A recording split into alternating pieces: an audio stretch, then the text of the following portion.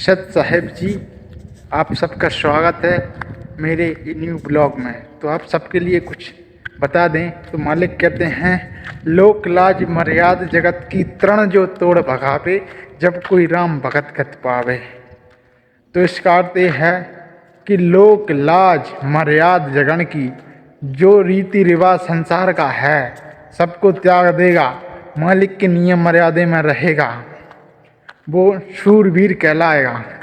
और परमात्मा ने एक सत्संग बताया है कि जब तक सूरज चांद रहेगा शूरवीरों के नाम रहेंगे। जो इस कलयुग में जो शूरवीर बनेगा, तो जब तक ये कलयुग चलेगा तब तक उन शूरवीरों के गीत गाए जाएंगे कि उन शूरवीरों ने कैसे संघर्ष किया है।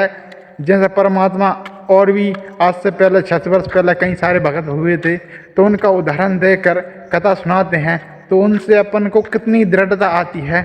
तो मालिक यही बता रहे हैं, अगर विश्वास के साथ, जैसे मंसूर अली की परमात्मा ने कथा सुनाई थी कि भाई उसके पिछले संस्कार मजबूत थे, तो थोड़ी सी चिंगारी मिल गई तो वो मतलब कि उठ गया था ऊपर।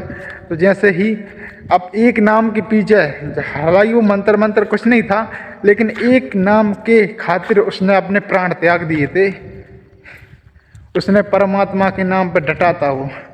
तो भाई ऐसे ही डटना होगा, चाहे गर्दन कटे चाहे हानि लाभ कुछ भी हो, इससे फर्क नहीं पड़ता।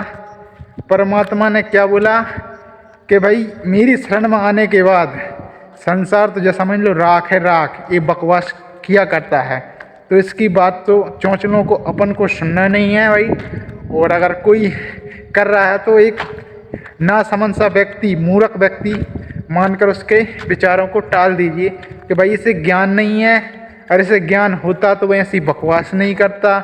और यदि कर रहा है तो फिर भाई मूर्ख है। परमात्मा कहते हैं जी ऐसे लोग अंधे गधे होते हैं मालिक के मार्ग में। और भाई बढ़ चढ़ के सेवा करनी चाहिए, और भक्ति में आलस नहीं करना चाहिए, और टाइम टेबल से ही अपने परमात्मा का करना चाहिए। मालिक कहते हैं कि जाति न पूछो साधु की, और पूछ लीजिए ज्ञान, मूल करो तलवार की, पड़ी रहने दो म्यान। अब इसका भावार्थ जानते हो तो कमेंट में अपनी राय जरूर देना है। तो इसका अर्थ यही है कि कोई भी तुम्हारे घर द्वार पे कहीं भी किसी से जात मत पूछो, पूछ लीजिए ज्ञान कि उस व्यक्ति में कितना ज्ञान है, वो किस स्तर का व्यक्ति है। जात का क्या है? परमात्मा ने बोला अगर जात परमात्मा भिन्न भिन्न प्रकार से बनाए होते तो परमात्मा माथे पे लिख देता कि भाई तू इस जाति में जन्मेगा, तू उस जाति में जन्मेगा। ये तो सब संसारिक लोगों की मनगत कहानी है। वो परमात्मा कहते झूठे गुरु मर गए, हो गए भूस मसान। तो सब पंडितों को पाखंडवाद था ये जातिवाद का।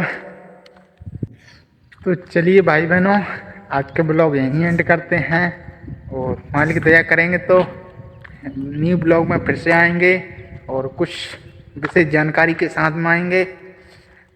तब तक के लिए इस ब्लॉग को यहीं एंड करते हैं। सत साहेब जी, जय हो।